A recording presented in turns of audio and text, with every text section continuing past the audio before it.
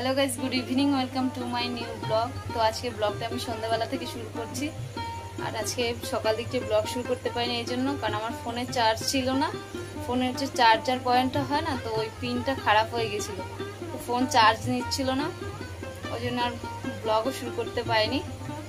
তো বিকেলবেলা গিয়েছিলাম ফোনটা নিয়ে, শাড়ি নিয়ে একটু আগে আসলাম, আর এসে তারপর ফোনে চার্জ দিলাম, আর তারপরে এখন থেকে ব্লগটা শুরু করছি। আর এসে অনেক কাজ বাজে হয়ে গেছে, বিছানা গোছালাম, তারপরে ছেলেকে টিফিন খাওয়ালাম সন্ধ্যাবেলার, আর তারপরে ভাত বসিয়ে দিয়েছি একটু রাতের।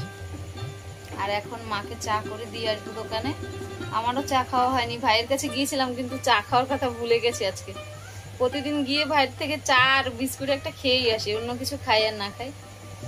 তো আজকে ব্লগটা মনে হয় বেশি বড় করতে পারবো না, তো তার জন্য সরি বলছি।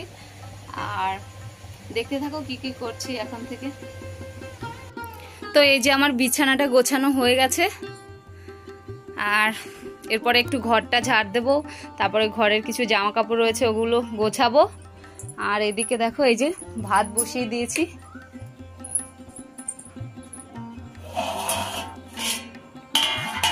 ভাতটা ফুটেও উঠেছে। আর এদিকে দেখো এই যে দুপুরবেলার তরকারি ছিল, ওটা গরম করে রেখেছি। আর ঝিঙে আর চিংড়ি মাছ দিয়ে আলু দিয়ে তরকারি হয়েছিল, ওটাও গরম করে রেখে দিয়েছি, ওই যে ওখানে ঢাকা রয়েছে। ভাতটা তো এদিকে হচ্ছে, আর আমি এদিকে এই যে চা বসিয়ে দেব। আর মা আবার ডাকছে, আমার ছেলে দোকানে রয়েছে, তো বোধহয় কাস্টমার এসছে, এই জন্য ও বিরক্ত করছে, তার জন্য এখন দোকানে যাব, ওকে ঘরে নিয়ে আসব। সেদিনকে তো বলেছিলাম যে আমার ছেলের জন্য 4টে প্যান্ট কিনেছি, তো প্যান্ট 4টে ছোট হয়েছে, ওই জন্য পাল্টাতে গিয়েছিলাম, তো পাল্টাতে পারিনি, আবার বাড়ি চলে এসেছিলাম। আর আজকে বাজারে গিয়েছিলাম, ওই জন্য আজকে গিয়ে নিয়ে এসেছি, ওনাকে দিয়ে এসেছিলাম প্যান্টগুলো। তো এই যে দেখো প্যান্টগুলো, এই যে এখানে 3টে রয়েছে, আর কালারগুলো কেমন হয়েছে একটু কমেন্ট করে জানিও তো। আর একটা ওকে পরিয়ে দিয়েছি, দেখছিলাম যে ওর হয় কিনা, তো দেখেছি এবার হয়েছে। এই গরমের জন্য কিনে আনলাম ওর জন্য, এই 4টে প্যান্ট এনেছি। ওর বাবা বলছিল আরো 2টো আনতে, 6টা আনতে, তো আমি বলছি 4টেই নেই, পরে আবার নেব। আর তাছাড়া অনেক প্যান্ট তো রয়েছে, বলো কিনে কিনে ঘর ভর্তি করে তো লাভ নেই। তো এই যে চা হয়ে গেছে, আর আজকে জানো তো চায়ের লিকারটা একটু বেশি হয়েছে, চা পাতা বেশি দেয়নি, কিন্তু আমি একটু অন্য কাজে ব্যস্ত ছিলাম, ওই জন্য চাটা বসিয়ে রেখেছি, যে আমার খেয়াল ছিল না। তো চাটা মানে গাঢ় হয়ে এরকম লিকারটা কালো হয়ে গেছে। তো চলো চাটা আমরা খেয়ে নিই, হয়ে গেছে, আর কি করা যাবে বলো।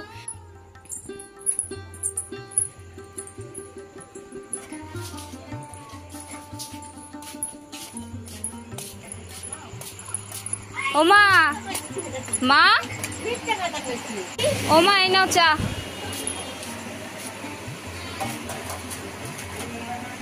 মিথ্যা কথা কইবে, হ্যাঁ আমার ভয় দেয়, কই পায়খানা করবি, বলে হ্যাঁ, ওই যা ওই যা কই ফোন করে না, আমার মারিয়ে কিছু থই না রে, একসের মাটি যায় আমার রে। দেখো মা কিসের মধ্যে বসে দোকানদারি করে। আমাদের তো রাস্তার পাশেই দোকান, আর দোকানের সামনেই একদম ড্রেন রয়েছে, হাই ড্রেন। তো এই যে দেখো আজকে বৃষ্টি হয়েছে, সারা দোকানে দেখো কিভাবে জল ঢুকে গেছে। এই যে এখানে একটা খাট রয়েছে, আর এই দেখো কত অসুবিধা হয় এখানে বসে দোকানদারি করতে। আর তার মধ্যে আবার মশা, জল হয়েছে তো আরো বেশি মশা, ভীষণ কষ্ট হয় মায়ের। আর যখন বেশি বন্যা বৃষ্টি হয় তখন তো হাঁটু পর্যন্ত জল হয়ে যায়, আর তখন ওই খাটের উপরে আলুর বস্তা, বেসনের বস্তা, তারপরে ময়দার বস্তা সব তুলে দেয়, না হলে তো ভিজে যাবে ওগুলো, আর ভীষণ কষ্ট হয়। কষ্ট মানে মহা কষ্ট হয়, বৃষ্টি হলে তো বিশেষ করে খুব কষ্ট হয় সত্যি। তেমনি জল তেমনি মশা, খুব কষ্ট। আর তার মধ্যে জানো তো আমাদের এখানে প্রচুর ইঁদুরের উৎপাত, তারপরে পিঁপড়ের উৎপাত, মানে কি বলবো, মা সব এই বক্সের মধ্যে এখানে ভরে রাখে, বিস্কুট টিস্কুট সব দামি দামি বিস্কুটগুলো সব কেটে দেয়। আর আমাদের এই যে দোকানটা ঠিক করাও হচ্ছে না, তো ওই জন্য আরো বেশি অসুবিধা হয়।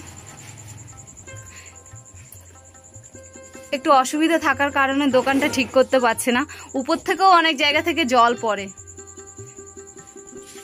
ওই যে দেখো এখনো বোধহয় ভিজা রয়েছে, বৃষ্টি হয়েছে, ওখান থেকে জল পড়ে।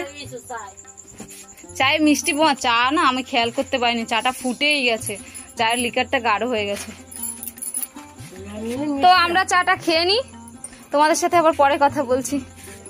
আবার ভাতটা হয়ে গেছে, ওদিকে গিয়ে ফ্যান গালতে হবে ভাতের। চা খাওয়া হয়ে গেছে আর এবার ভাতও হয়ে গেছে এদিকে, এবার ভাতের মাঠটা গালবো।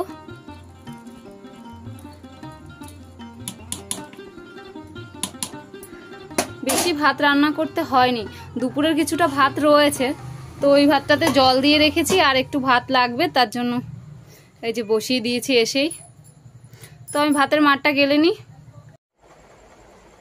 এই যে ঘড়ির কাঁটায় এখন রাত 10টা বেজে গেছে, আর আমার ছেলেকে খাবার খাওয়ানো হয়ে গেছে। এটা বলছি, কিন্তু ও কিন্তু মানে 2-3 গাল মতো ভাত খেয়েছে, কত তাড়াহুড়ো করে কান্না করছিল, ওই জন্য ওকে আগে খাইয়ে নিয়েছি যে ও ঘুমিয়ে পড়বে, আর ঘুমিয়ে পড়লে ওকে উঠিয়ে আর খাওয়ানো যাবে না, তার জন্য সব কাজবাজ ফেলে রেখে আগে ওকে দুটো খাওয়াতে বসেছি।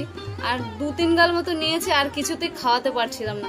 ফোন দেখতে দিচ্ছি, তাও বলছে না না, মানে দেখবে না ও।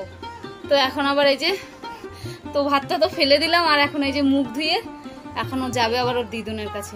আর কালকে রাতে কি করেছে জানো, 11টার মধ্যে তো ঘুমিয়ে পড়েছে, 12:30 হবে, হ্যাঁ 12:30টার সময় ঘুম থেকে উঠেছে, আর রাত 3:30টার সময় ঘুমিয়েছে। সবাই জেগে রয়েছে, শুধু কান্না করছে কেন জানি না, শুধু বলছে বাইরে যাবে। এখন ওই রাত্রেবেলা ওকে কে বাইরে নিয়ে যাবে? আর এখন আবার বায়না ধরেছে ওর দিদুনের কাছে যাবে।